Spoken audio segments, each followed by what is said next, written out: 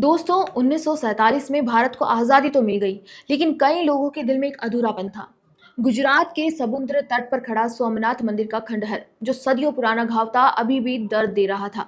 ये खंडहर सिर्फ पत्थरों के ढेर नहीं थे, ये हिंदू सभ्यता पर हुए बार बार के आघातों की याद दिलाते थे। ये कहानी है उस संकल्प की कि कैसे कुछ लोगों ने राजनीतिक दबाव को चुनौती देकर राष्ट्र की आत्मा को फिर से जीवित किया। स्वतंत्रता के सिर्फ 3 महीने बाद 13 नवंबर 1947 को सरदार वल्लभ भाई पटेल जूनागढ़ के सोमनाथ पहुंचे। वहां टूटे फूटे खंडहरों को देखकर उनका मन पीड़ा से भर गया। वो सिर्फ पत्थर नहीं देख रहे थे, वो सदियों के अपमान, लूट और विध्वंस को महसूस कर रहे थे। वहीं एक बड़ी जनसभा में सरदार पटेल ने घोषणा की कि सोमनाथ मंदिर फिर से बनेगा। ये सिर्फ एक मंदिर का पुनर्निर्माण नहीं था, ये राष्ट्र के आत्मसम्मान की बहाली थी। इस मिशन की असली ताकत बने विद्वान और नेता के एम मुंशी। मुंशी जी ने बताया कि कैलाश और महामेरु प्रसाद शैली में इतने भव्य मंदिर का निर्माण भारत में लगभग 800 वर्षों से नहीं हुआ था।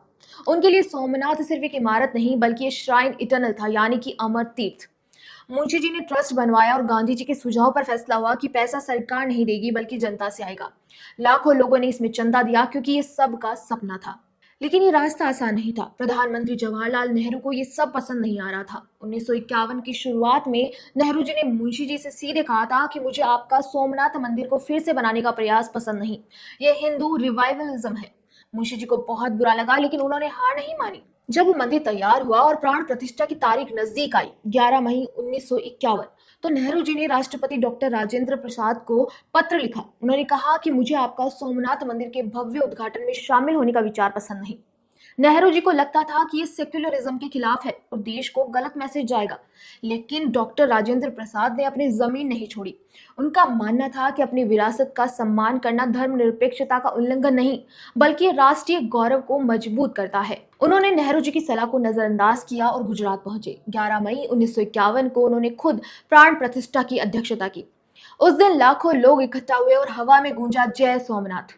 अफसोस, सरदार पटेल इस दिन को देखने के लिए जीवित नहीं थे।